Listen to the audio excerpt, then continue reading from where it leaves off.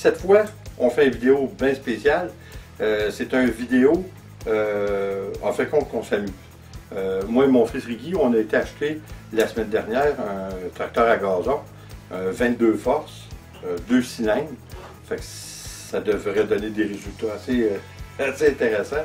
On veut faire soit un go-kart ou un dune buggy. On n'est pas encore certain, ça va dépendre de comment ça va aller. Là, pour l'instant, ce qu'on a fait, c'est qu'on l'a pas mal tout déshabillé. On a changé la guire, la poulie d'en avant qui est en dessous du moteur.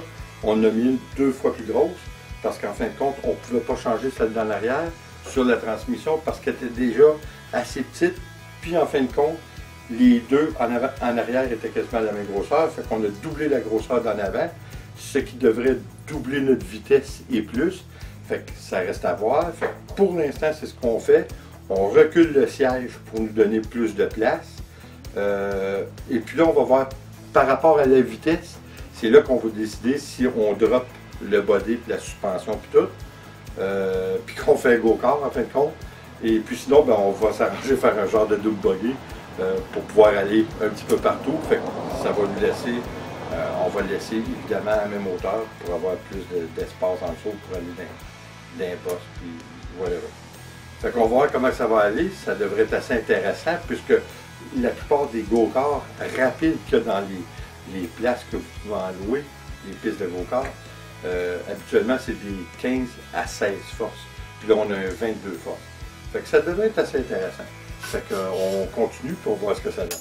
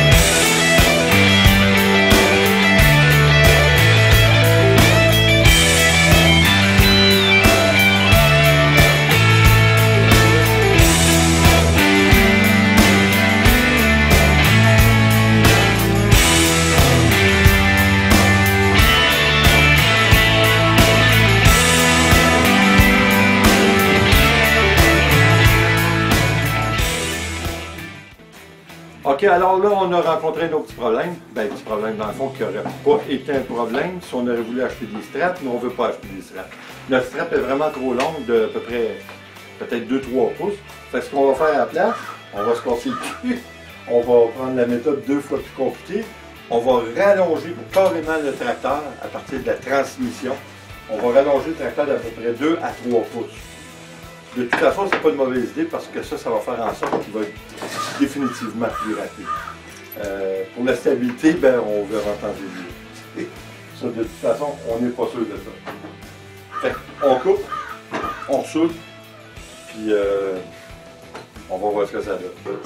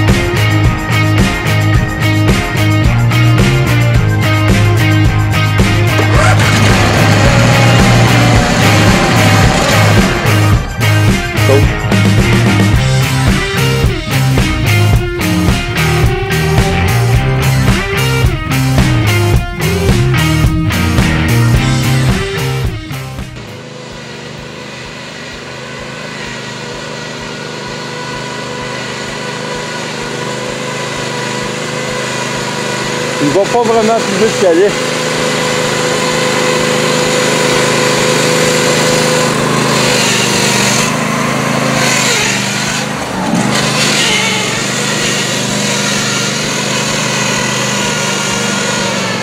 Bon, et bien, comme vous voyez, le résultat n'est pas vraiment concluant. C'est pas vraiment la vitesse qu'on voulait atteindre. Ce qu'on a su par la suite, c'est que malheureusement, la transmission qu'on avait du tracteur, c'est une transmission hydrostatique. Ce qui veut dire que c'est un peu comme une voiture. Si vous pèsez sur la pédale, puis ça l'accélère tranquillement, au lieu que comme plusieurs autres tracteurs, ça va avec la vitesse. Ce qui fait en sorte qu'on ne pouvait pas augmenter la vitesse du tracteur plus que 2 à 5 %. C'est pas vraiment ce qu'on voulait atteindre. On voulait vraiment atteindre plus, puis c'est vraiment possible, mais pas avec cette transmission-là. Alors, c'est ça qui va arriver. On va aller acheter une autre transmission, qui n'est pas hydrostatique, évidemment, et puis on va se réessayer, et puis on va souhaiter que ça réussisse. Ça ne peut pas faire autrement que réussir. On est sur le bon bord, puis même qu'on va en mettre beaucoup plus que plusieurs fonds. Alors, c'est ça. On va se revoir aux prochaines vidéos pour continuer ça, puis on va souhaiter que ça ne soit pas dans trop longtemps. Alors, attention à vous, puis on se revoit aux prochaines vidéos. Ciao!